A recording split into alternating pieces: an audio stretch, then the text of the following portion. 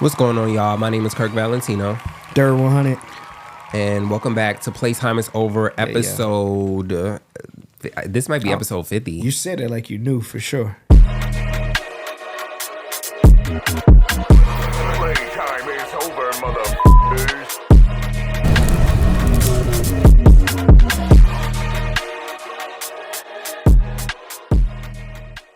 Yeah, this might be episode 50. Like, I lost count. Like, this is like... And we're coming up on an anniversary, too. Yeah, we gotta pop out. So, boom.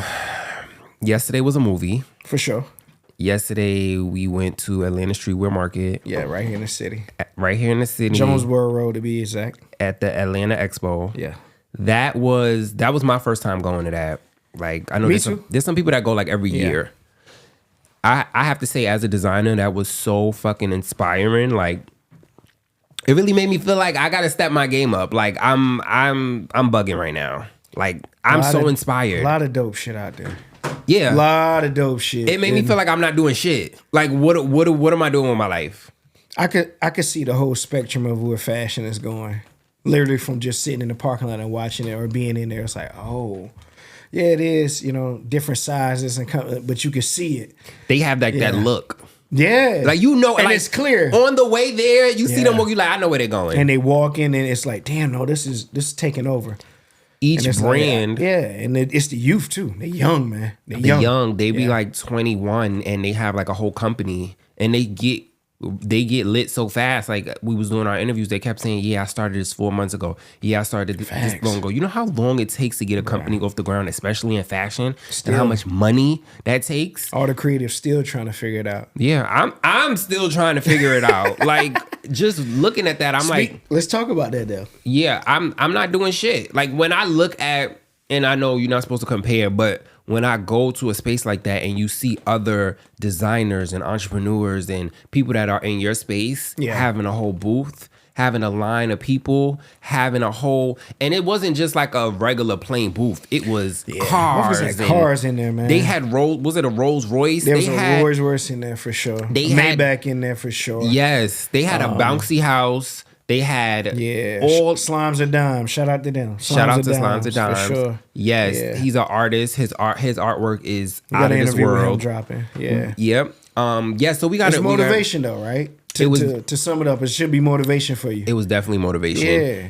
It showed you can run in there with the whole bag and it escape you. So I think that's the good thing about, you know what I mean? Of course, you having your own brand, about going to scope it out first. You feel me? Yeah. You scope it out. You got to see, you know, what it's looking like before you come back and invest. Because it can burn you. Because that shit costs. All them booths cost. It ain't cheap. Yeah, and then I was thinking like, okay, it's not even just that day. It's the days leading up to that day, because you got to build that following so people could come out and support you. We didn't meet anybody. Well, let me not say we didn't meet. We didn't talk or interview to anybody that was from Georgia. And a lot of them were from out of state. They hustling. That's the hustle. And so everybody was St. Louis. A lot of St. Louis. Shout out to St. Louis. You know what I mean? Carolina, Florida. Like, ran in an apartment from Florida. I'm like, nah, Mo was locked in. Oh, we did. And then we went, that girl from, she was from New York. She actually sells her items in a boutique that Shout her out. What's her name again? I don't remember her name, but I actually want to reach out to her to get her on the show. For sure. Because she's been doing her thing for a while. And you know what I respect about her? And this is no shade to anybody, but her stuff is not just a logo on a shirt. It's like, she's well thought out. She's like, I see everyone's doing this. I want to go over here. Like, I respect that level of creativity, because a lot of this fast fashion shit has come out. When Fashion Nova dropped they shit, and it was so easy for them to come out with this bullshit. Yeah. And the fast fashion took over the world, and it's kind of like people got lazy. I feel like a lot of people stopped making an effort when it came to being a designer. So I love to see that approach from her to say, you know what? No, I'm going to go this way with it. I'm going to do this. And I just really, that was one of my favorite interviews. Shout out to her. What do you think about, that made me think of something. What do you think about that gap between, because like you said, it changes, of those super creatives that want to put more work into, like yourself, and people we saw yesterday for sure. What's that gap between doing what's working, simple logo that'll sell to the masses, versus the unique where you may put your all into it and not make it, I assume.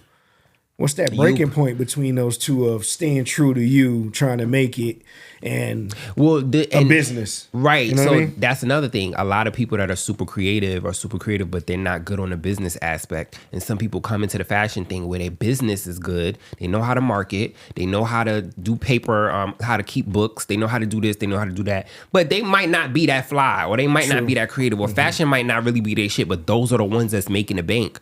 Like I've noticed that a lot of the creatives that are really, really talented are struggling because they got the business aspect fucked up. You got to let them create too. You almost got to let them be that genius, right? It's like even with me, like I know my genius level when it comes to fashion, but as far as business, I need help. Like, Understood. I need help. Yeah. So At least you're aware, man. Being aware, because that's when you can start making those moves. But I always wonder about that with any creative, as someone that's created content too. There does come a gray area of, man, this shit got to pay off or got to do something versus. And fashion is expensive.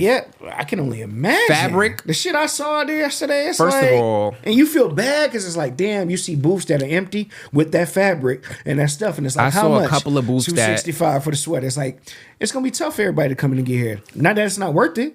I saw And you a put in the couple of- work, but.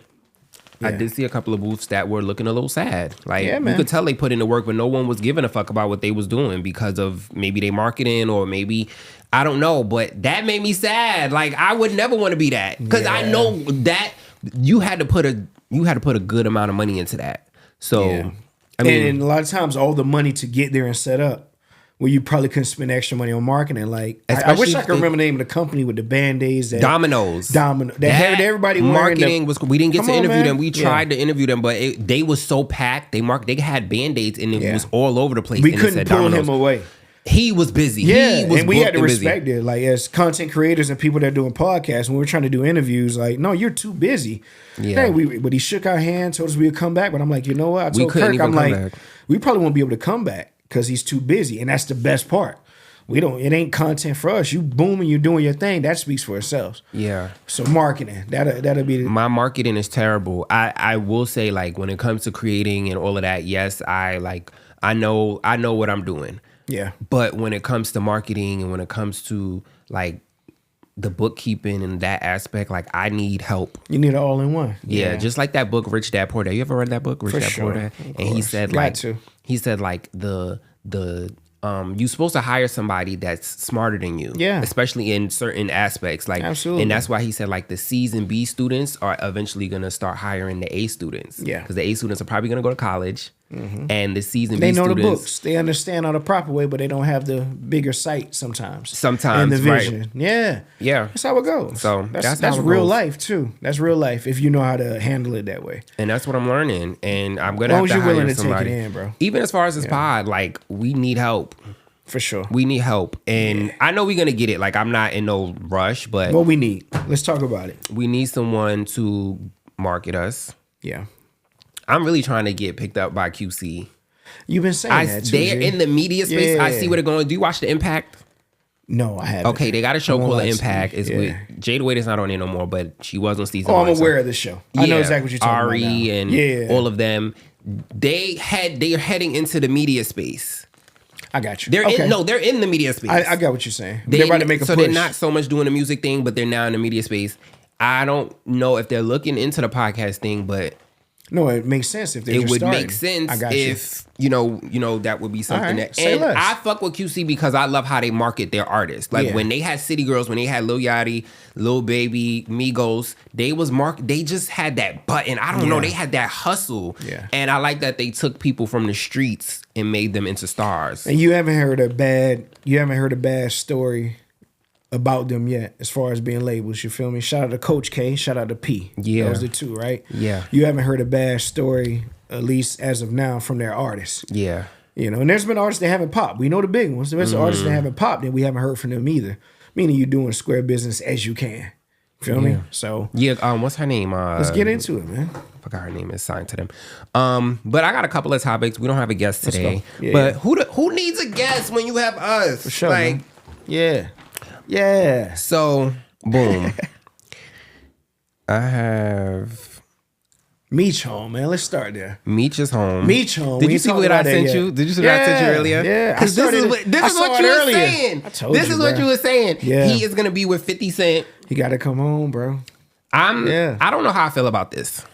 Say it. You say it first. Okay. Then I'll say why I was right later. So, okay, I think that Meech is a visionary. Mm-hmm. Big Meech is a visionary. He was always ahead of his time. I don't know what prison. In an aspect. I don't know what prison has done to his mindset now, but during that era, he was way ahead of his time as far as stunting and flexing and into the Rolls Royces and all of that other stuff that people are doing now. He was doing that back in 05. True. Now Promotion, marketing, businessman. Yep. That's what I was gonna say. He's also a businessman. That's a super genius businessman. He took the street shit and kind of made it sound like corporate almost. Like Almost did it. Almost did it. So when I hear him, and this is no shade to 50, because 50 is also a good businessman, but I feel like and from the I think streets. you underestimate that part of it. No, it's not that. But he's not in the streets no more. He's from the streets. But he's not in the streets no more. He's from the streets, though. But he's not in the streets no more. So what? Okay. So my whole point in saying that is saying what? Meech can't be in the streets. Right. So you want to fuck with I want solid him niggas to come into. that's from the streets. I don't like the idea of him. I want him to. We don't know what's happening yet. Watch what you. I just want him to do his own shit. He will. Why? What's wrong with partnering? No, he could partner, but you just got home. Who do you want him to trust? He just got home. Think about that statement. You just got home. Think about that statement you just said. He just got home. He just got home. Who do you think he can partner with?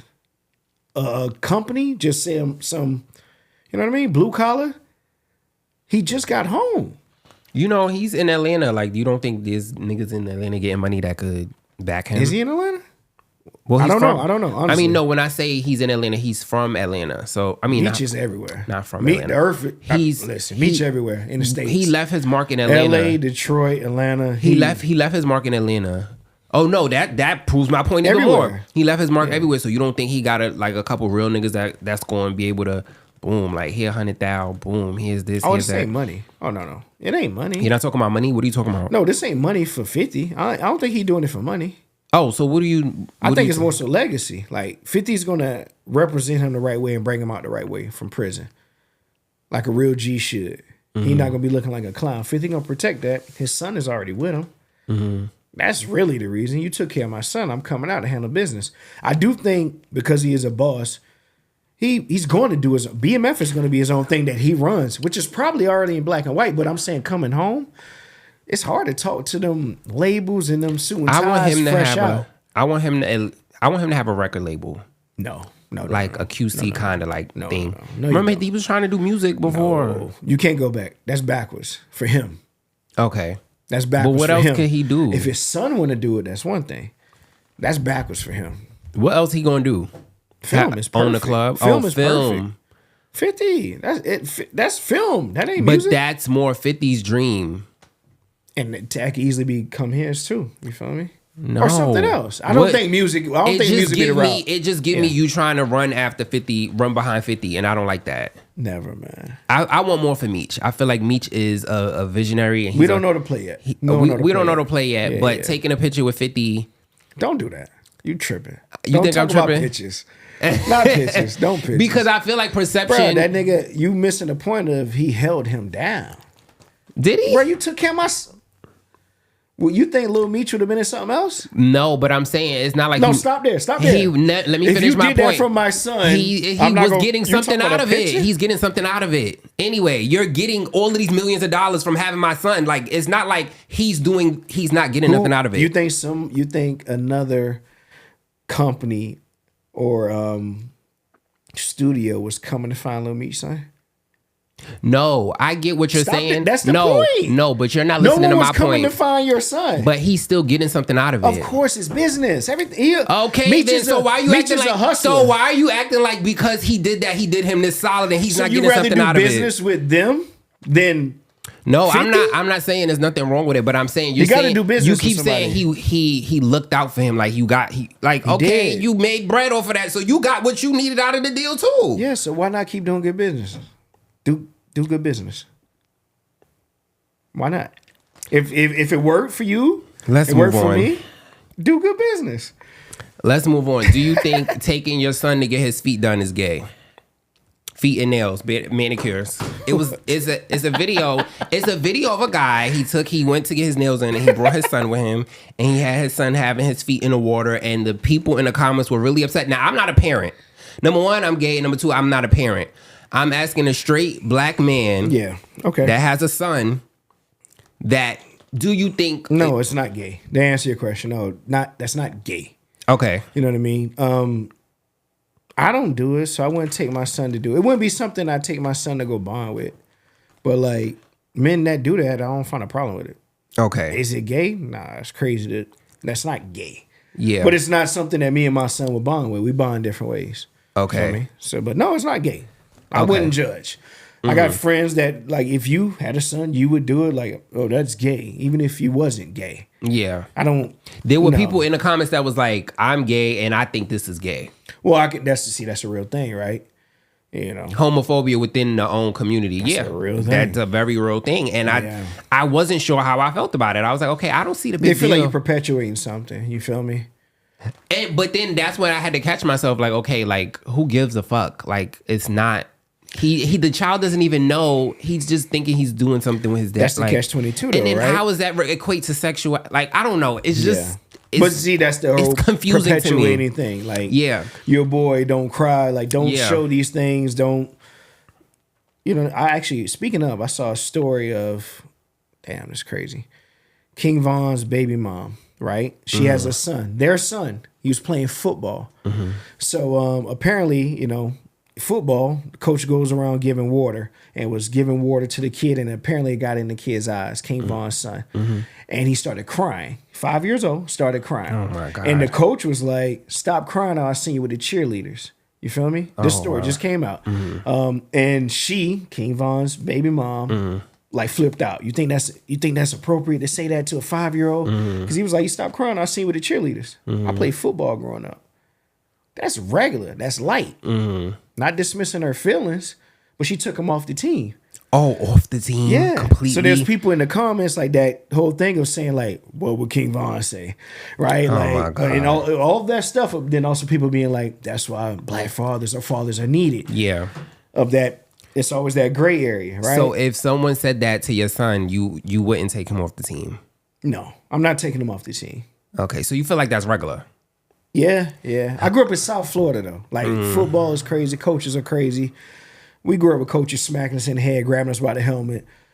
And there's all those moments too. I grew up in those moments of being like, what the hell is going on? But you grow through it. That don't mean it's right. Right. But like I also think football is a specific sport. He didn't try to put water in his eyes. It was an accident. Okay, so It's like, so he about to get hit out here. Yeah. This boy's about to run through and he's going to really need to cry. Right. So, hey, stop crying.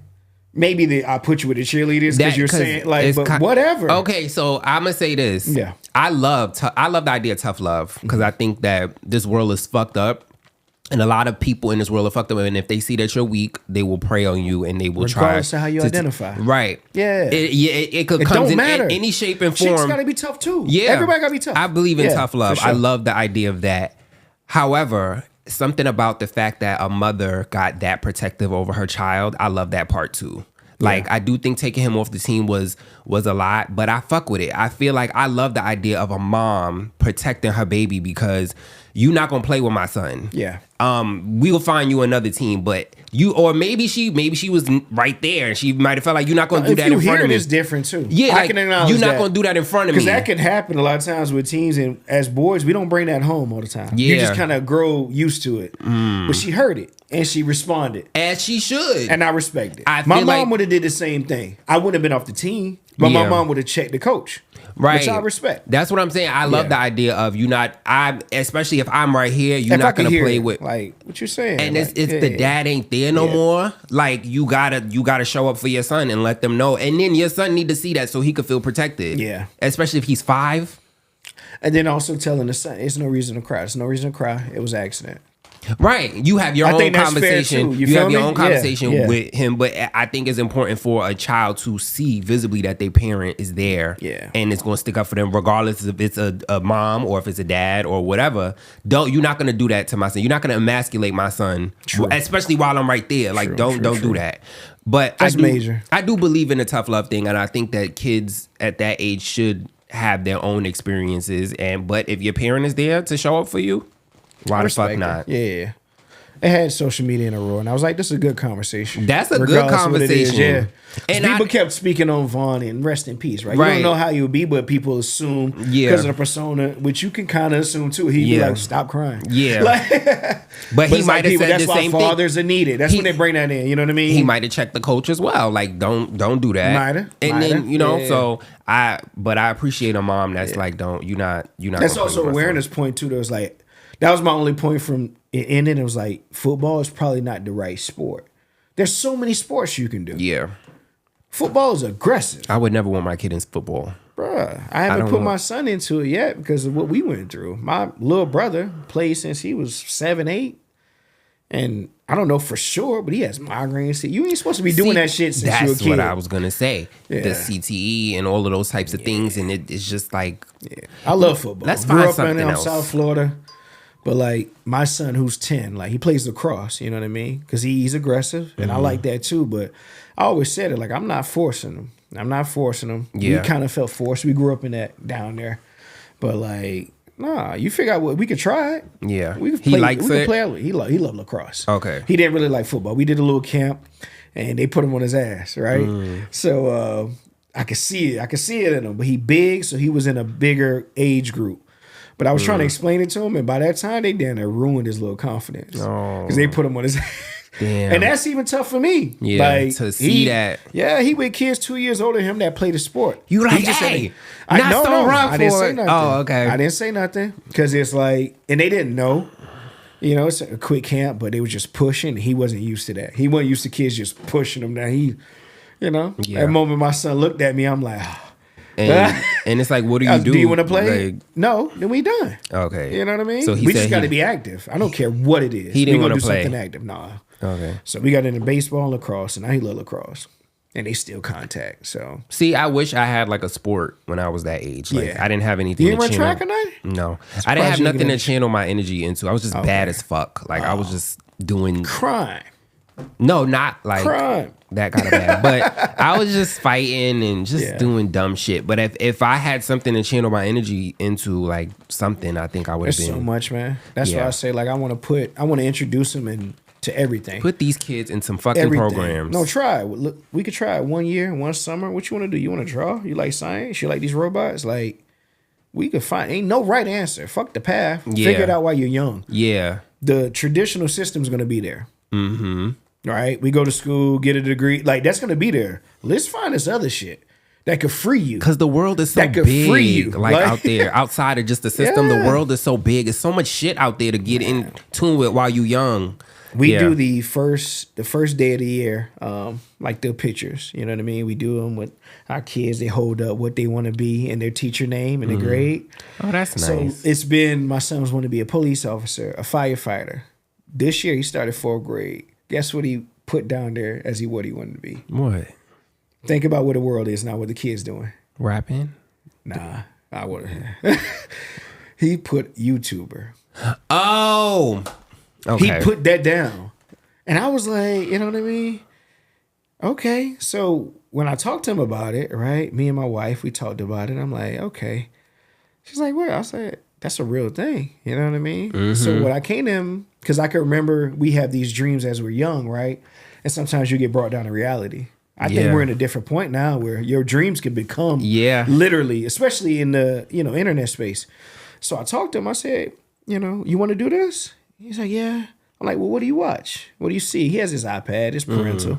So Is he he watch a lot watching of Kai? kids. He watch kids. Is he watching He's Kai aware of Cenat? Kai. He knows Kai. Okay. So we started talking about that too because I know Kai, right? So I told him because he has an iPad. I said, okay, listen. If you really want to do this, you got to put in work. You have your iPad. I want you shooting content. We're not posting nothing. I just want to see you creating content from your iPad.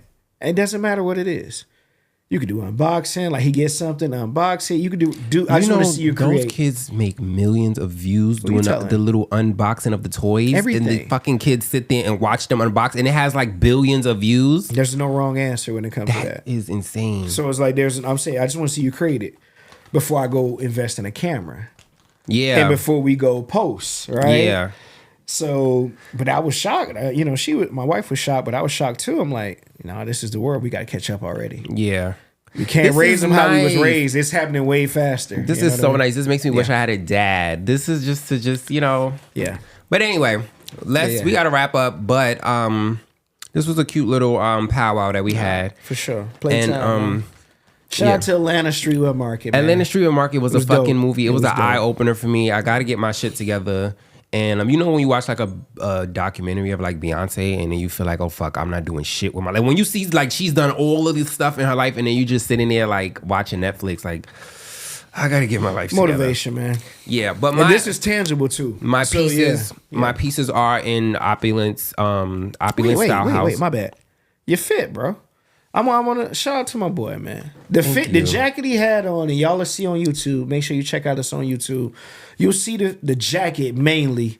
Definitely got a couple of people tapping in. Yeah, he had his own interviews. We was trying to work. Yeah, he had side quests.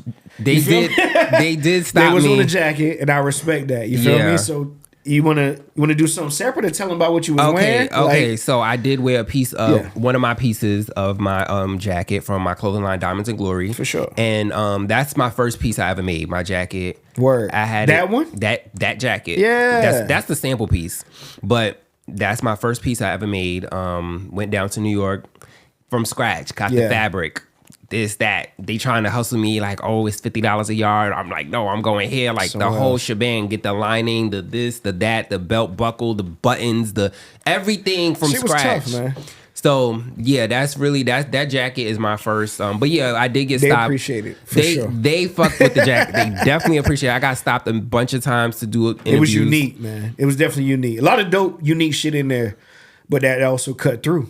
Yeah, but you got to use as motivation, bro. That still cut through. So for sure. And me seeing that's my second time wearing that jacket. The first time, but this time, like just the reaction I get, it really reminds me like I really need to be really putting my shit out there and line up on events like this, bro. Yeah, feel me? I probably need to be at the next one. Yeah, we missed SneakerCon. We got to do that too. Where's that in Atlanta? We missed it. It was October. Okay. Yeah, but it's over. We popping back out. Playtime is over, We popping back out. Playtime is over. Oh, follow me on Instagram, KIRQUEVALENTIN motherfucking O. Facts. Follow me, Derb DERB_100. Tap in with me. Like, share, subscribe. We fuck with you if you fuck with us. Playtime is over, bitches. Yeah, dick.